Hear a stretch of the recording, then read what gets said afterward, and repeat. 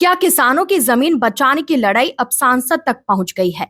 मोतिहारी में water park निर्माण को लेकर शुरू हुआ विवाद अब राजनीतिक रंग ले चुका है। किसानों के समर्थन में पहुंचे राष्ट्रीय जनता दल के सांसद सुधाकर सिंह पर अब मुकदमा दर्ज कर लिया गया है। यह मामला पूर्वी चंपारण जिले के पीपरा कोठी का है, जहां प्रस्तावित वाटर पार्क निर्माण को लेकर लंबे समय से विवाद चल रहा है।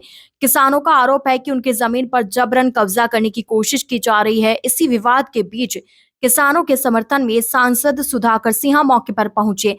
बताया जा रहा है कि विवादित जमीन पर सांसद सुधाकर सिंह खुद ट्रैक्टर चलाकर खेत जोतने लगे। इसके बाद प्रशासन और किसानों के बीच तनाव की स्थिति बन गई। अब इस मामले में प्रशासन ने सरकारी कार्य में बाधा डालने के आरोप में सांसद सुधाकर सिंह और अन्य किसानों के खिलाफ मामला दर्ज किया है। मुकदमा दर्ज होने के बाद सुधाकर सिंह ने पहले जिला अधिकारी से मुलाकात की और फिर प्रेस कॉन्फ्रेंस कर प्रशासन पर गंभीर आरोप लगाए। उन्होंने कहा कि किसानों की जमाबंदी तोड़कर उनकी जमीन जबरन हड़पने की कोशिश की जा रही है।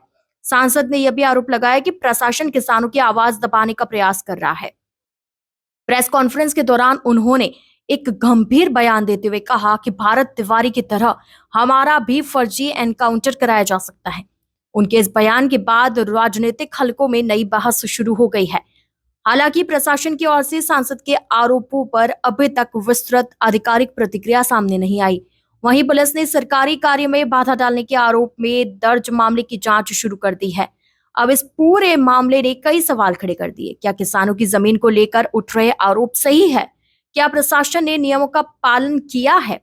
और सांसद पर दर्ज मुकदमे का आगे क्या असर होगा? इन सभी सवालों के जवाब अब जांच और आगे की कानूनी प्रक्रिया के बाद ही सामने आएंगे। ये भारत तिवारी का जिस तरीके से इनकाउंटर किया है आरा में, उस तरह से यहाँ के किसानों को और हमको इनकाउंटर करने के लिए पुलिस भेजा गया था। यह मेरा आरोप है, जिसकी जांच होनी चाहिए, निष्पक्ष जांच होना चाहिए। और मैं लोकसभा के स्पीकर को इस बात को लिखित में मैं दूंगा कि हम जब जा रहे थे कार्यक्रम में, तो मुझे किस बिना पर जिला प्रशासन बिना मजिस्ट्रेट का और बिना वारंट का डिटेन करने का हमको कैसे प्रयास किया। और सवाल अवैध तरीके से जमीन कब्जा का विषय है। यहाँ अवैध कब्जाधारी बिहार सरकार है, जो हमारे इस इलाके के पिपरा कोठी मौजा के जो किसान हैं, जिनको पूर्वजों ने 4 पीढ़ियों से, जिनके पास खतियान है, खतियान को देखें, थोड़ा सा फोटोकॉपी में स्पष्ट नहीं दिख रहा है, और इसमें लिखा है भूमि के बारे में आम गर्मजरुआ मालिक। अब ये बताइए, गर्मजरुआ मालिक का अर्थ ही होता है कि जो उस समय का तत्कालीन जमींदार था, जो भूमि को बंदोबस्त करता था, अपने खतियान में जो खेवट के जरिए वो बंदोबस्त कर देता था खेती के लिए। और बंदोबस्ती जो थी उसकी, वो जब देश आज़ाद हुआ उस समय भी ये बंदोबस्ती कायम रहा, खतियान कायम, उसका जमाबंदी कायम रहा।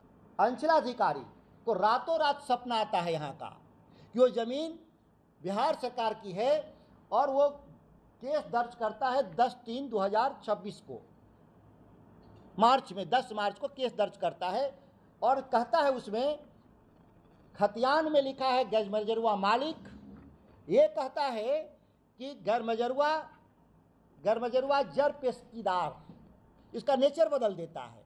इस तरह का अपराधी ये अंचलाधिकारी मुकेश कुमार सिन्हा, जो एडीएम है, भ्रष्टतम अधिकारी इस राज्य का, किसानों द्वारा दस्तावेज दिया जाता है कि ये हमारा गर्मजरुआ मालिक नेचर है, ये पेशकीदार कैसे आपने कर दिया, जर पेशकीदार कैसे कर दिया, कोई सुनता नहीं है। कि ये जो बंदोबस्ती जो रद्द हुआ, जो बिहार सरकार के किसी भी सक्षम अधिकारी को रद्द करने का अधिकार नहीं है। 60 साल से ऊपर जो भी जमाबंदी कायम है, वह सक्षम न्यायालय के बाद ही उसको तोड़ा जा सकता है। पूरी मामले में 1 महीना 20 दिन में अभी जमाबंदी रद्द होती है, 20 दिन बाद उनको जमीन मिलता है, सरकार देती है वाटर पार्क, 20 दिन में डीपीआर कैसे बन गया। किशनगंज के पेरेंट्स अब बच्चों के ब्राइट फ्यूचर के लिए क्वालिटी एजुकेशन और सही गाइडेंस यही मिलेगा। Introducing Shri Janya classes 6 to 12, foundation courses and NEET preparation, experienced faculty, strong concepts, personal attention, admissions open now. Kishanganj अब बदल रहा है और अब आपके बिजनेस को भी चाहिए एक बड़ी पहचान। Bus stand, day market, flyover, पश्चिम पाली, हॉस्पिटल रोड, लहरा चौक जैसी प्राइम लोकेशंस पर कराइए अपने ब्रांड की दमदार ब्रांडिंग, जहां हर दिन हजारों लोगों की नजर जाएगी सीधे आपके बिजनेस पर। A1 इंडस्ट्रीज, आज ही संपर्क करें।